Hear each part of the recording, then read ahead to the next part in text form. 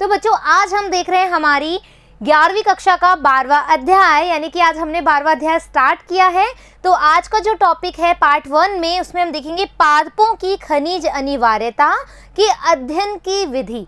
That means हम इस वाले पार्ट में देखेंगे कि किस तरीके से किसी भी पादप को, जिस तरीके से हमारी ह्यूमन बॉडी को हमारे अच्छे पोषक तत्वों की आवश्यकता होती है, वैसे ही प्लांट्स को भी उनके कौन कौन से पोषक तत्वों की आवश्यकता होती है, उसको जानने की विधि के बारे में हम पार्ट 1 के अंतर्गत पढ़ने वाले हैं। तो चलिए स्टार्ट करते हैं हमारा टॉपिक।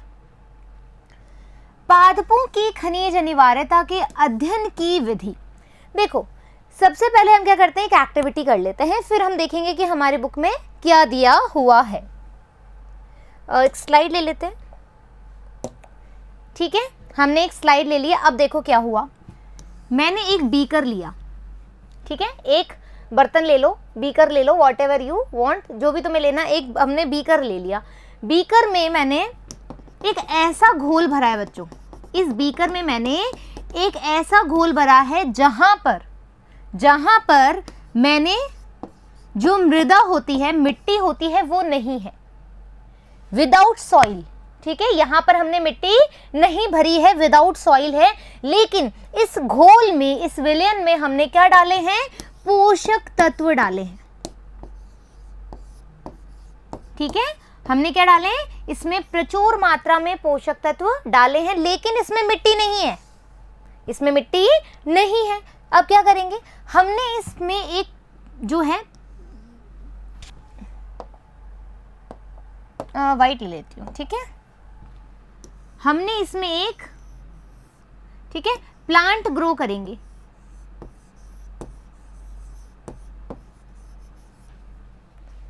ऐसा कैसे मैम, बिना मिट्टी के प्लांट उग गया? क्यों, तुम मनी प्लांट नहीं उगाते हो पानी में? पानी में तुम जैसे बॉटल लेते हो, कांच की बॉटल में, और उसमें जो थोड़ा सा मनी प्लांट वहाँ से तोड़ा और तुमने उसको पानी में डाला और तुमने उगा लिया। ऐसा नहीं करते हो तुम? करते हो ना, है ना?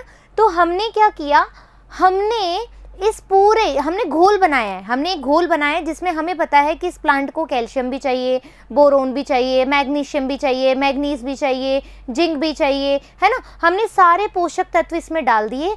अब देख रहे हैं कि इस वाले प्लांट को क्या क्या पोषक तत्व किस मात्रा में चाहिए। आई बात समझ में? इस टेक्निक को जब हम मृदा के बिना एक पोषक तत्व वाले विलयन में हम क्या करेंगे कि भाई हम एक पौधा उगाएंगे, तो ये जो विधि है इसको हम बोलेंगे हाइड्रोफोनिक या फिर जल संवर्धन। क्या बोलेंगे हम इसको? जल संवर्धन, या फिर जल यानी कि हाइड्रोफोनिक। ठीक है, ये हमारी टेक्निक है जब अपन मृदा को नहीं ले रहे हैं, है ना, और एक ऐसा विलयन बना रहे हैं, ऐसा पोषक तत्वों से एक घोल बना रहे हैं जिसमें हम एक प्लांट को ग्रो कर सकते हैं। और इस घोल के द्वारा इस प्लांट को कौन कौन से मिनरल चाहिए, कौन कौन सी इसके को पोषक तत्व चाहिए, किसकी अधिकता अधिक होनी चाहिए, किसकी कमी हमें इसको उगाने के लिए चाहिए, वो सब चीज़ हम इसमें नोटिस करेंगे। और ये जो टेक्निक है इसको हम बोलेंगे हाइड्रोफोनिक या फिर जल संवर्धन। Am I right?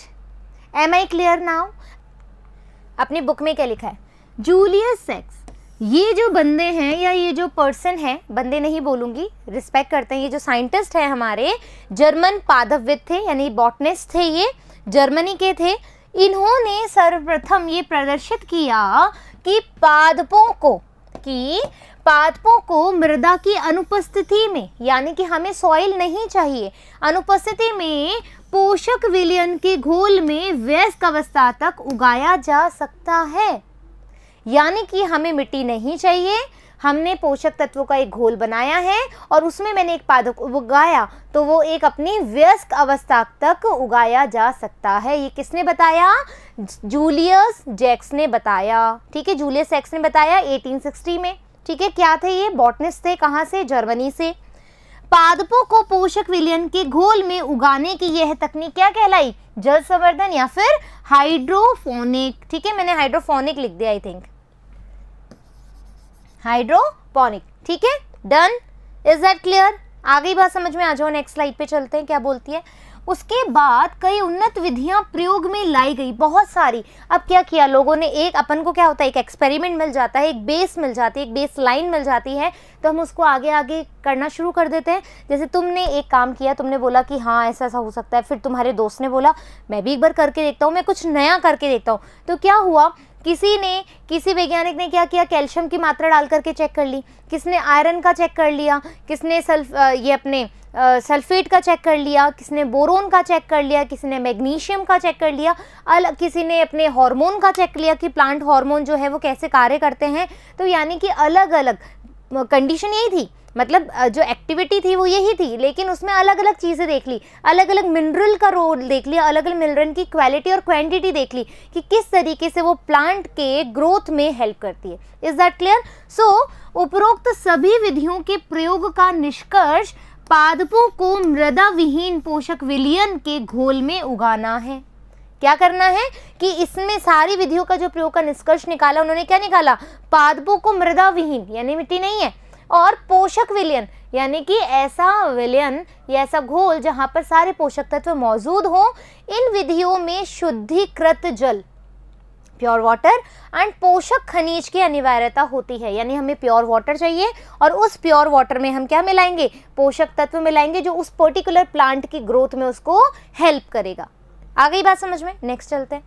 श्रृंखलाबद्ध प्रयोगों के पश्चात जिसके अंतर्गत पादपों की जड़ों को पोषक विलयन में डुबाया गया, यानी कि ये पोषक विलयन, ये हमारा प्लांट और इसकी जो जड़ें हैं, है ना, इसकी जो जड़ें हैं उसको पोषक विलयन में डुबाया गया, तो उसमें एक तत्व को डाला, हटाया और प्रतिस्थापित किया गया। यानी कि एक एक तत्व को पहले हमने जिंक डाल दिया, फिर हमने कैल्शियम डाल दिया, फिर हमने हटाया, क्या देख रहे हैं, है ना, कैल्शियम डाला तो कैसा फील आया, इस प्लांट को क्या ग्रोथ में फैक्टर में चेंज आया, इस तरीके से हमने इस चीज को पता लगा लिया। सांद्रताओं में दिया गया तथा एक खनिज विलयन मिनरल सॉल्यूशन प्राप्त हुआ जो पादप वृद्धि के लिए उपयुक्त था। यानी कि उन्होंने पता लगा लिया कि कैल्शियम की इतनी मात्रा रिक्वायर्ड है, बोरोन की इतनी मात्रा रिक्वायर्ड है। ये कैसे पता लगा? इसी विधियों के द्वारा, जब हमने अलग अलग प्लांट को अलग अलग मिनरल की कंडीशन दी और लास्ट में एंड द पॉइंट हमने ये बात का पता लगा लिया कि इस पर्टिकुलर प्लांट को या नॉर्मली जो प्लांट है उनको ग्रोथ के लिए इतना जो खनिज तत्व है वो तो चाहिए ही चाहिए। ठीक है, इस विधि के द्वारा अनिवार्य तत्वों को, यही बात करी, इस विधि के द्वारा अनिवार्य तत्वों को पहचाना गया और उनकी कमी से होने वाले लक्षणों की खोज भी कर ली। देखा ना भाई, कैल्शियम पहले ज़्यादा डाल के देखा, फिर कम डाल करके देखा, तो दोनों के जो कारक में प्रभावित वाले लक्षण आ रहे थे वो हमने नोटिफाई कर लिए और हमने बता दिया कि हाँ भैया इसकी वजह से ये चीज़ें हो रही है। यहाँ तक क्लियर? ईजी था ये चैप्टर, ईजी है लेकिन इम्पॉर्टेंट भी है। जल संवर्धन की तकनीक को सब्जियों, जैसे हमने टमाटर बनाए, हमने बीज रहित खीरा बना लिया, हमने सैलेड बना ली, ठीक है, तो इससे इसका व्यापारिक उत्पादन हेतु सफलतापूर्वक इसको हमने लागू कर लिया। इस टेक्निक को यूटिलाइजेशन किया गया इन सब के व्यापारिक उत्पादन के लिए। यह ध्यान देने योग्य है कि पादप की आदर्श वृद्धि के लिए पोषक विलयन का प्रचुर वायवीय रखा जाए। आपसे नीट में भी एक क्वेश्चन पूछा जा सकता है कि पोषक विलयन तुमने दे दिया, तुम्हारा प्लांट ग्रो क्यों नहीं हो रहा है ना, या तुमने ये पोषक विलयन लिया, ये प्लांट लिया और तुमने इसको एक कंटेनर से ढक दिया, तुम्हारा प्लांट ग्रो क्यों नहीं हो रहा है, मिट्टी भी नहीं है, लेकिन यहाँ पर तुम्हारा पादप में तुम्हारा पोषक तत्व है, फिर भी ग्रो नहीं हो रहा। क्यों? क्योंकि हमने इसको कैसी कंडीशन नहीं दी है, एरिएटेड नहीं दी है, वायुवीय कंडीशन नहीं दी है। तो वायु तो बहुत ज़रूरी है इसके लिए, है ना, वायु तो इसके लिए बहुत ज़्यादा ज़रूरी है। यदि घोल अल्प वायुवीय होगा तो क्या होगा? जल समृद्ध तकनीक को रेखा चित्र से दर्शाया गया है। क्वेश्चन क्या आया? यदि घोल अल्प वायुवीय नहीं होगा तो क्या होगा? भाई प्लांट ग्रो नहीं करेगा ना, उसको प्रॉपर एयर भी तो चाहिए, हाँ या ना, ऑक्सीजन और कार्बन डाइऑक्साइड से जो विधियां चलती रहती है, हमारी रेस्पिरेशन चलता रहता है, वो कंडीशन भी तो चाहिए प्लांट को। क्या कर लोगे पोषक तत्व दे करके? M I right? तो इसका आंसर क्लियर हो गया। फिर क्या बोल रहे हैं, जो जल संवर्धन की तकनीक है उसको हमने इस तरीके के रेखा चित्र से समझाया है। क्या है रेखा चित्र? ये देखो आप, जल और पोषकों को मिलाने वाली कीप यहाँ से अपन डाल देंगे भाई जो जो रिक्वायरमेंट है। तुमने किस पे जांच पड़ताल करनी है, कैल्शियम की क्वांटिटी पे, बोरोन की क्वांटिटी पे, मैग्नीशियम की, फॉस्फेट की, किसकी क्वांटिटी पे तुमने जांच पड़ताल करनी है। पोषक तत्व डालते रहो, प्लांट में देखते रहो। ये इसकी जड़ें होगी पूरे प्लांट की। यहाँ पर अपन ने कॉटन लगा दी, ये वातन नली लगा दी और पोषक विलयन है ये हमारा, ठीक है, रोटेशन करने के लिए। तो ये पोषक विलयन संवर्धन कहलाता है। Is that clear? यहाँ तक कोई डाउट? आगे आ जाओ। ये हमने एक पंप लगाया है, क्या हुआ, जल संवर्धन से पौधों का उत्पादन, पौधे थोड़ी आनत नली या नली में रखे जाते हैं, ठीक है। ये एक नली है जिसमें रखे जा रहे हैं पौधे। एक पंप पोषक विलयन को संचयिता से उठे हुए भाग तक, ठीक है, ये जो हमारा पंप है, ठीक है, ये थोड़ा सा उठा हुआ है। एक पंप पोषक विलयन को संचयिता से उठे हुए भाग तक नली में परिसंचरित करता है। ये देखो, ये नली जो है परिसंचरित हो रही है इस वाले टैंक तक, पंप तक सॉरी, और जो विलयन है नली से नीचे जाता है और संचयिता तक गुरुत्व के कारण पहुंच जाता है, गुरुत्वाकर्षण के बल की वजह से वापस से नीचे आ जाएगा और मूल सतह वायवीय पोषक विलयन में डूबा रहता है। वायवीय कंडीशन बहुत इंपॉर्टेंट है बच्चों, और रेखा बहाव गति को दर्शाता है। रेखा जाता है ना, ये देखो इस तरीके से बहाव आता जाएगा, इस तरीके से बहाव आता जाएगा। आ गई बात समझ में? ये हमारा क्या है, एक रेखा चित्र है जिससे हमने क्या किया, किस तरीके से वायवीय कंडीशन पे पोषक तत्वों के प्रेजेंस पर हमने एक प्लांट को ग्रो करवाया है। तो अनिवार्य खनिज तत्व हम पढ़ रहे हैं। मृदा में उपस्थित अधिकांश खनिज तत्व जड़ों से पौधों में प्रवेश कर सकते हैं। ये तो हमने पता ही लगा लिया है ना, कि जड़ों से ही तो जाएगा, जड़ से ही तो क्या जाता है, मृदा से खनिज तत्वों को खींचा जाता है और पूरे प्लांट में फैलाया जाता है। ये हम 11वें अध्याय में भी आराम से पढ़ चुके हैं। तथ्यों के अनुसार अभी तक खोजे गए 105 खनिज तत्वों में से 60 से अधिक तत्व विभिन्न पौधों में पाए गए हैं। 105 एलिमेंट हम सर्च कर चुके हैं, जिसमें से 60 से अधिक तत्व जो हैं वो विभिन्न पौधों में यूटिलाइजेशन किए जाते हैं, ठीक है। कुछ पौधों की प्रजातियां सिलीनियम का संग्रह करती है। किसका करती है? सिलीनियम का। कुछ गोल्ड का और कुछ नाभिकीय परीक्षण स्थलों के समीप उगने वाले पौधे रेडियो एक्टिव स्ट्रोनिशियम जमा कर लेते हैं। क्या कर लेते हैं? स्ट्रोनियम जमा कर लेते हैं। तो सिलीनियम, नाभिकीय परीक्षण वाले स्थलों के पास क्या है? रेडियो एक्टिव तत्व हैं और कुछ गोल्ड के। क्या ये तीनों के तीनों जो तत्व हैं, पौधे जो नॉर्मल पौधे होते हैं, नॉर्मल प्लांट होते हैं, उनको उगाने के लिए नेसेसरी हैं? ये क्वेश्चन आएगा हमारे दिमाग में। क्यों? क्योंकि ये तो एक पर्टिकुलर प्लेस के लिए हो गए ना। कुछ पौधे, हमने नहीं बोला ना सारे पौधे, कुछ पौधों की रिक्वायरमेंट है कि वो सिलीनियम को ही एक्सेप्ट करते हैं, उसको संग्रह करते हैं, स्टोरेज करते हैं। कुछ बोल रहे हैं कि कुछ गोल्ड को भी अपने नेसेसिटी के लिए यूटिलाइज करते हैं। कुछ जो है रेडियो एक्टिव स्ट्रोनिशियम को जमा कर लेते हैं। क्या ये सभी पौधों के लिए इक्वल होगा? नेवर, है ना, ऐसा नहीं होगा। क्यों? पौधों में खनिज की न्यूनतम सांद्रता जो है वो 10 से 8 ग्राम पर मिली होनी चाहिए। इससे पता करने से तकनीक आज भी उपलब्ध है कि कौन सा, अभी हमने जल संवर्धन में क्या देखा था, जो लास्ट पार्ट था हमने क्या पढ़ा कि कौन से खनिज तत्व किस मात्रा में होने चाहिए, वो हमने देखा, ठीक है, वो हमने देखा कितनी मात्रा में होना चाहिए। वो ही चीज़ है कि हमने कितने तत्वों को कितनी मात्रा तक डिसाइड किया है या उस प्लांट की ग्रोथ के लिए वो आवश्यक है, वो भी चीज़ हम देख सकते हैं, है ना, हमारे पास तकनीक उपलब्ध है। नेक्स्ट, अनिवार्यता निर्धारण के मापदंड क्या हुआ, कैसे हमने डिसाइड किया, या प्लांट की जो हमने जांच पड़ताल करी, कैसे हमने डिसाइड किया कि भैया ये जो हमारा तत्व है ये इतने ही मात्रा में होने चाहिए, या ये जो एलिमेंट है यही अनिवार्य एलिमेंट है, हमें यही नेसेसरी चाहिए, है ना, नहीं तो प्लांट ग्रोथ नहीं करेगा। तो अनिवार्यता कैसे डिसाइड करें? क्या हमने कुछ ऐसे पैरामीटर्स लगा दिए या हमने एक ऐसे मेजरमेंट्स दे दिए कि भैया इतना ही अमाउंट में ये चीज़ होना चाहिए, ठीक है। तो आ जाओ, किसी तत्व की अनिवार्यता के मापदंड क्या होने चाहिए? तो पहला देखो, तत्व को पादप की सामान्य वृद्धि और जनन के लिए नितांत आवश्यक होना चाहिए। किसी भी प्लांट की ग्रोथ के लिए यदि तुम एलिमेंट दे रहे हो तो वो दो चीज़ों के ऊपर ध्यान रखना बहुत ज़रूरी है। कौन सी चीज़ें? एक तो वो नॉर्मल ग्रोथ करे। ठीक है, फर्स्ट क्राइटेरिया के अकॉर्डिंग हम बोल रहे हैं कि वो एक नॉर्मल ग्रोथ करे। ठीक है, वो एक नॉर्मल ग्रोथ या फिर हम कहें सामान्य वृद्धि करें। फाइन। और दूसरी इंपॉर्टेंट बात क्या है कि भैया वो रिप्रोडक्शन के लिए, जो प्लांट में रिप्रोडक्शन होगा उसके लिए भी वो इंपॉर्टेंट हो, जनन के लिए भी इंपॉर्टेंट हो। तो पहली जो हमारी शर्त है इस तत्व की अनिवार्यता के लिए, उस तत्व में क्या गुण होने चाहिए कि वो उस प्लांट की नॉर्मल ग्रोथ को भी दे और साथ के साथ उसमें रिप्रोडक्शन भी कराए, जनन क्रिया विधि के लिए भी आवश्यक हो, तभी उसी तत्व को हम कहेंगे कि ये जो तत्व है उस पर्टिकुलर प्लांट के लिए अनिवार्य है। आई बात समझ में?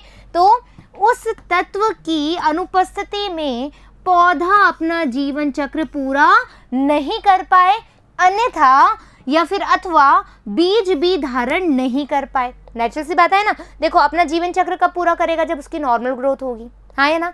तो यदि ये नहीं कर पा रहा है तो यानी कि वो तत्व अनिवार्य नहीं है। बीज भी धारण नहीं कर पाए, दैट मीन्स वो जनन क्रिया नहीं कर रहा है। बीज तभी तो बनेगा, तो जनन क्रिया नहीं कर रहा है तो दैट मीन्स वो वाला तत्व जो है अनिवार्य नहीं है। तो पहला जो हमने क्राइटेरिया देखा बच्चों किसी तत्व की अनिवार्यता पे, वो क्या है कि वो प्लांट की नॉर्मल ग्रोथ और रिप्रोडक्शन के लिए बहुत ज़्यादा इम्पॉर्टेंट होना चाहिए। यदि ये दोनों चीज़ों के क्राइटेरिया को फुलफिल नहीं कर रहा है तो वो अनिवार्य नहीं है। ये हमारी पहली शर्त है। दूसरी शर्त पे आ जाओ। तत्व की अनिवार्यता विशिष्ट होनी चाहिए, स्पेसिफिक, है ना, एक स्पेसिफिक भी होनी चाहिए और इसे किसी अन्य तत्व द्वारा प्रतिस्थापित करना संभव भी नहीं होना चाहिए।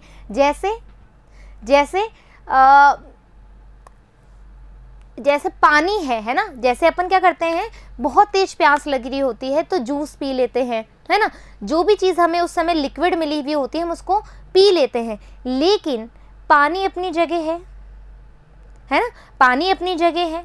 तुम पानी को किसी से, जैसे कि सबसे अच्छा एग्जाम्पल मुझे मेरी लाइफ में लगता है, मैं मेरे लिए बात कर रही हूँ कि जो मेरी मम्मा है ना, हम सारे रिश्तों को रिप्लेस कर सकते हैं, चाहे वो बहन का हो चाहे वो भाई का हो, हम धर्म का भाई बहन बना सकते हैं ना, हम क्या नाम से हम और भी रिश्ते चेंज कर सकते हैं।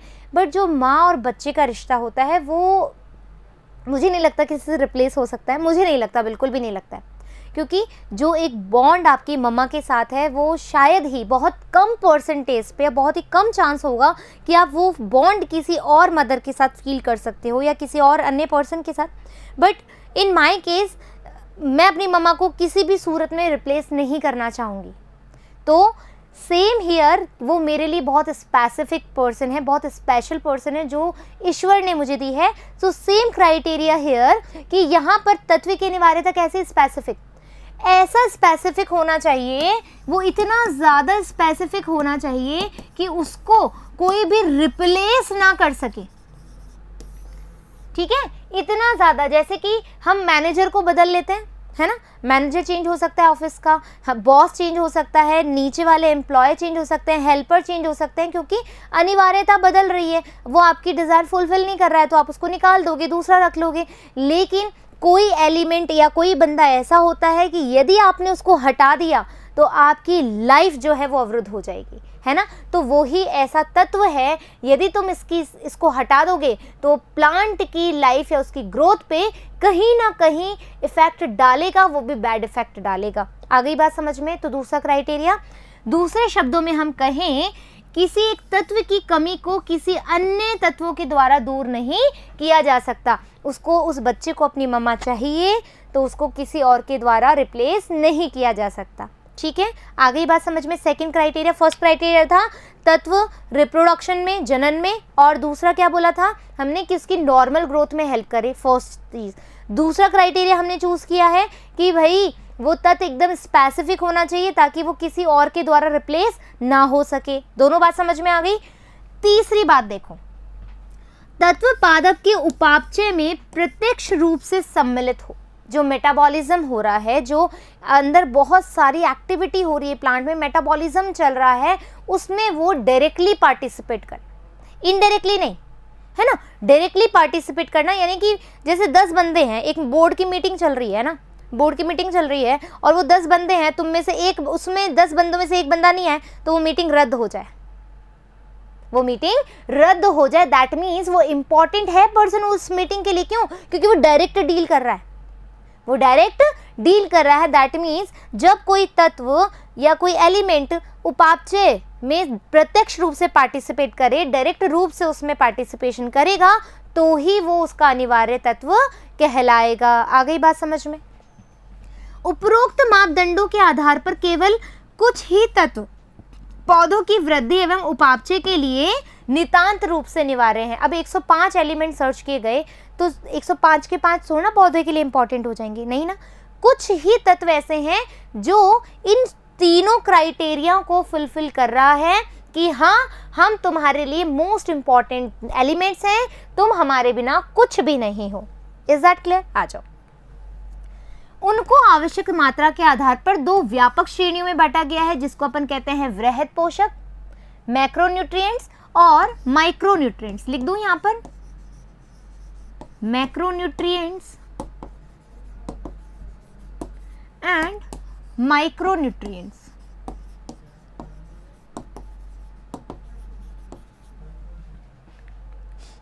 वृहद पोषक, मैक्रोन्यूट्रिएंट्स क्या है? वृहद पोषक को सामान्यतः पादप की सूक्ष्म पदार्थ का 1 से 10 मिलीग्राम पर लीटर की सांद्रता से विद्यमान होना चाहिए। ये वेरी वेरी इंपॉर्टेंट बात है। नीट में ऐसे क्वेश्चन आ जाते हैं, कैसा पता लगाओगे कि ये मैक्रोन्यूट्रिएंट है, कितनी मात्रा में प्रेजेंट होना चाहिए? तो 1 से 10 मिलीग्राम पर लीटर की सांद्रता में ये विद्यमान होना चाहिए। आ गई बात समझ में? पहली बात क्या रखी हमने? 1 से 10 मिलीग्राम पर लीटर पे ये तुम्हें मिलना चाहिए। इस श्रेणी में आने वाले तत्व क्या है? ये मैंने यहाँ लिखा हुआ है, ये शॉर्ट ट्रिक बनाई है मैंने, एक बार देख लेना। देखो, carbon C, hydrogen H, oxygen O, phosphorus P, sulphur S, potassium P, calcium हमारा C और मैग्नीशियम M, G भी बोल सकते हैं, ठीक है, मैग्नीशियम। अब सुनो, ये तो मैंने तुम्हें पहले भी चैप्टर में पढ़ाया है, CHON, ये तो हर कोई टीचर भी पढ़ा देगा, तुम कहीं पर भी सर्च करोगे ना तो ये सबको यही बोलते हैं। कौन? यानी कि कार्बन, हाइड्रोजन, ऑक्सीजन और हमारा नाइट्रोजन। ये तो हमारा एकदम फिक्स है मामला कि ये जो चीज़ है ये हमारा फिक्स है, ये तो होना ही चाहिए। कौन? ठीक है, PCM यानी कि हमारा हो गया पोटेशियम, कैल्शियम, मैग्नीशियम, ठीक है। PS यानी कि फॉस्फोरस और सल्फर, ठीक है, फॉस्फोरस और सल्फर। अब कैसे याद करोगे? ठीक है, अब देखो, इसका मैं यहां लिख देती हूं। कौन? PCM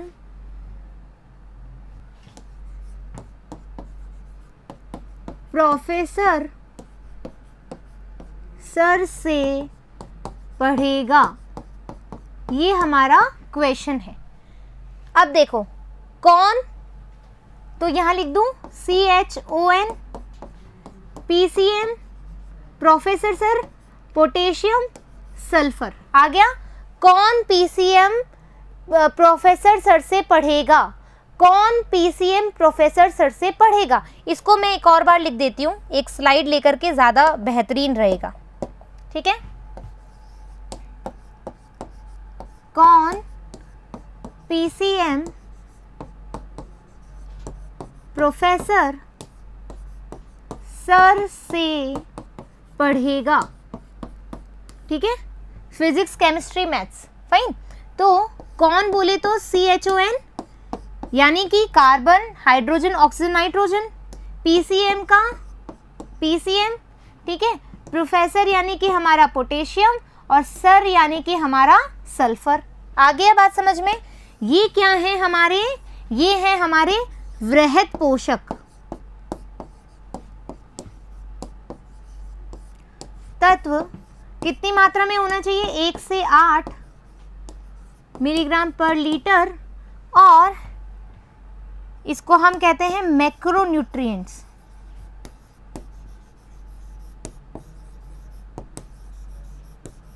इनमें से कार्बन, हाइड्रोजन, ऑक्सीजन मुख्यतः CO2 H2O से प्राप्त होते हैं, ठीक है, और दूसरे मृदा से खनिज के रूप में अवशोषित किए जाते हैं। तो हमें बेसिकली जो कार्बन, ऑक्सीजन, हाइड्रोजन जो है वो कहाँ से मिल रहा है? CO2 और H2O से, जल से और बाहर से मिल रहा है, जो अपन रिएक्शन करते भी हैं बेसिकली।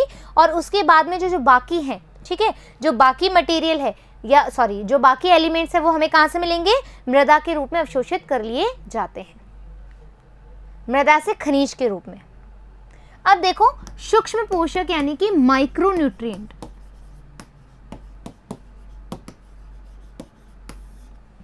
सूक्ष्म पोषकों अथवा लेश मात्रिक तत्वों की अनिवार्यता अत्यंत सूक्ष्म मात्रा में होगी। देखो माइक्रो है तो नेचुरल सी बात है बहुत छोटे अमाउंट में होगा, तो इसका अमाउंट क्या होगा? 0.1 मिलीग्राम पर लीटर। कितना होगा? 0.1 मिलीग्राम पर लीटर सूक्ष्म भार के बराबर या उससे भी कम होगा, ठीक है। इसमें कौन कौन सा चाहिए हमें? लोह, मैग्नीज, तांबा, मोलिब्डेनम, जिंक, बोरोन, क्लोरीन और निकल सम्मिलित है, ठीक है। इसके लिए भी अपन एक स्लाइड ले लेते हैं। तो हमने एक स्लाइड ली, अब इस पे हमने क्या लिखा? Fe। देखो आ जाओ अपन मिला लेते हैं। लोह, मैग्नीज, है ना, लोह, मैग्नीज, तांबा, मोलिब्डेनम, जिंक, बोरोन, क्लोरीन, निकल, ठीक है। अब हमें कैसे याद होगा? इतने सारे नाम तो याद नहीं होंगे, मुझे याद नहीं होते, तो हमने क्या करा? इसका भी ट्रिक निकाली है। जैसे अपन ने मैक्रोन्यूट्रिएंट्स का निकाला, अपन ने माइक्रोन्यूट्रिएंट्स का भी ट्रिक निकाल लिया। क्या ट्रिक निकाला?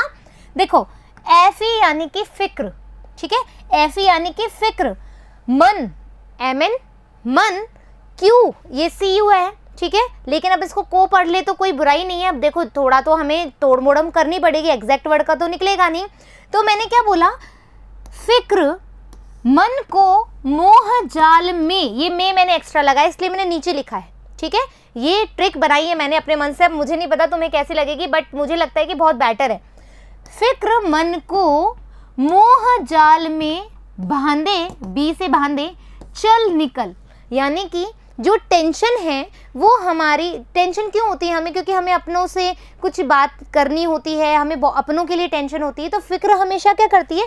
हमारे मन को उस मोह जाल में बांधती है। तो हमने क्या करना है? इस फिक्र को बोलना है चल निकल। हमने क्या करना है?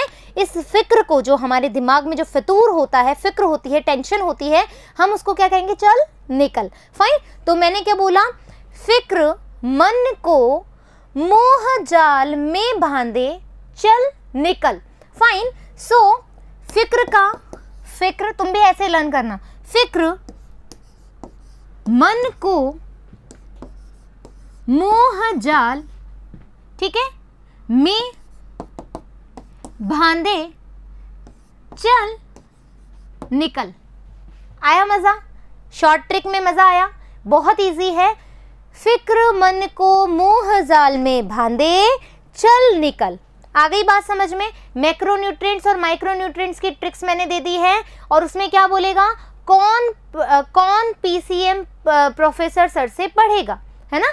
कौन पीसीएम प्रोफेसर सर से पढ़ेगा।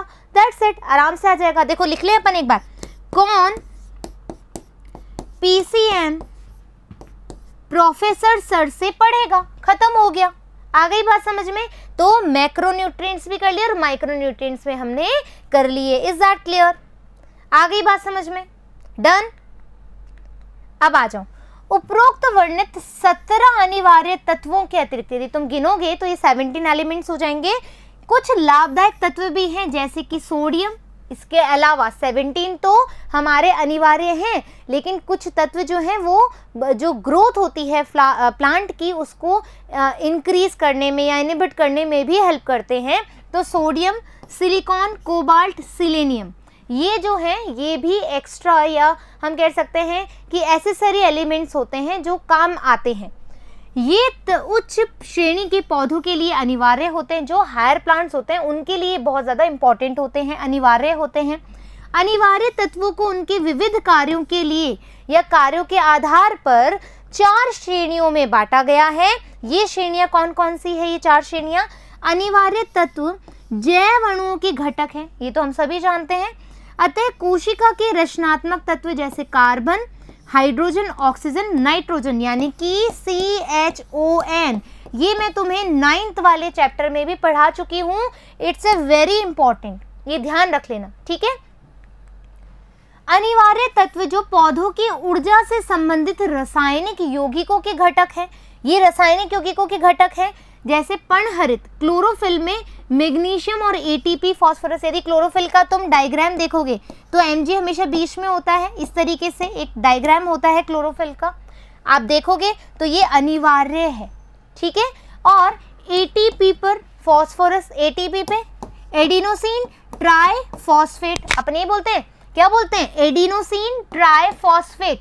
तो फॉस्फेट ये वाला जो ग्रुप है ये बहुत जरूरी है। तो ये क्या दे रहा है, ये पौधों की ऊर्जा के लिए संबंधित रासायनिक यौगिकों के घटक है। कौन से तुम्हारे जैव अणुओं के घटक है, कौन से तुम्हारे जैव अणु के घटक, देखो अभी बोलते बोलते दिमाग में ख्याल आ गया, कौन से तुम्हारे जैव अणु के घटक है, तो कौन जैव अणुओं के घटक है, आ गया बात समझ में, ठीक है। जैव अणुओं के घटक है, ये कौन जैव अणु के घटक है, ये बात हम पूछ भी रहे हैं, बोल भी रहे हैं। दूसरी बात, अनिवार्य तत्व जो हमारे रासायनिक यौगिकों के घटक है, रासायनिक है तो तुम्हें पता है ये रासायनिक ऊर्जा, क्लोरोफिल क्या करता है, जो हमारी प्रकाश ऊर्जा होती है उसको रासायनिक ऊर्जा में तब्दील करते हैं, ये बात तो याद है। हमारी प्रकाश ऊर्जा को केमिकल एनर्जी में कन्वर्ट करते हैं ना फोटोसिंथेसिस के अंदर, क्लोरोफिल हेल्प करता है कि नहीं करता है। तो दैट मीन्स ये क्या हो गए, हमारे रासायनिक घटक हो गए। और ATP हमारे क्या दे रहा है, ऊर्जा दे रहा है। तो हमें तुम्हारे दिमाग में जोर लगाने की जरूरत ही नहीं है कि हमसे पूछा क्या जा रहा है, ये सब चीजें हम पढ़ चुके हैं। अनिवार्य तत्व जो एंजाइमों को सक्रिय या बाधित करते हैं, तुम्हें पता है Mg+2 बहुत ज्यादा एक तरह से क्या करता है, मतलब जो एंजाइमेटिक रिएक्शन होती है, मतलब जो एक रिएक्शन है उसको एक उत्प्रेरण का कार्य करता है, ठीक है। तो राइबोलोज बिसफॉस्फेट कार्बोक्सिलेज ऑक्सीजनेज, ठीक है, ये रुबिस्को एंजाइम याद आ रहा है तुम्हें उसमें, और फॉस्फोइनोल पाइरुवेट कार्बोक्सिलेज दोनों में सक्रिय कार्य करता है कौन, Mg+2। ये जो चीजें ना बच्चों जो अपन ने बात कर रहे हैं ये बहुत ज़्यादा इंपॉर्टेंट है, इन पे नीट में क्वेश्चन आ चुके हैं, आ भी सकते हैं, तो गौर करके पढ़ना है अपन को। नेक्स्ट देखो, ये दोनों एंजाइम प्रकाश संश्लेषी कार्बन स्थिरीकरण में अति आवश्यक है। Zn प्लस अल्कोहल डिहाइड्रोजनेज की क्रियाशीलता को बढ़ाता है और MO नाइट्रोजन उपापचय के दौरान नाइट्रोजनेज को क्रियाशील करता है। ये तुम्हें बहुत ध्यान देना है, कौन कौन से अपन ने जो तत्व हैं वो एंजाइम के तौर पे, एंजाइम के साथ में तौर पे हेल्प करते हैं।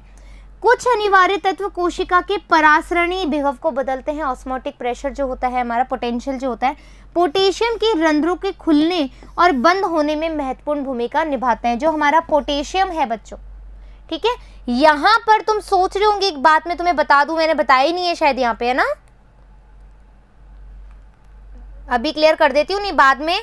यहाँ पर जो हमारा पोटेशियम है इसको हम K से डिनोट करते हैं, कहीं तुम यहाँ पर वो कर लो। ये P हमने इसलिए लिखा है, क्यों, क्योंकि हमने एक ट्रिक बनानी थी, ठीक है।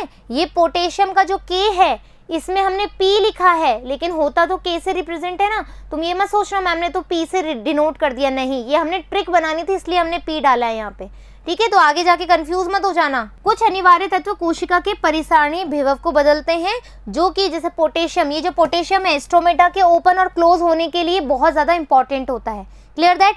तो इस तरीके से पार्ट 1 में हमने बहुत सारी चीज़ें सीख ली। क्या सीखी, एक तो हमने हाइड्रोफोनिक टेक्निक सीख ली, जिससे कि हमने आवश्यक तत्वों का पता लगाया। फिर हमने देख लिया आवश्यक तत्व जो हमारे 17 होते हैं, जिसमें कुछ मैक्रो होते हैं कुछ माइक्रो होते हैं, जिसकी हमने ट्रिक बनाई।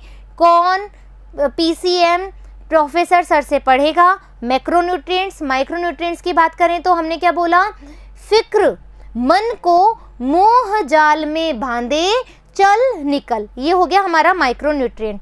फिर हमने बोला कि अनिवार्य तत्व जो है वो कैसे कैसे यौगिक के घटक है, क्या क्या काम करते हैं, वो भी चीज़ हमने देख ली। तो इस तरीके से आशा करती हूँ कि पार्ट 1 जो है आपको बेहतरीन तरीके से समझ में आया होगा और साथ ही स्मरण भी हो गया होगा। फिर मिलेंगे नेक्स्ट पार्ट के साथ, जब तक धन्यवाद।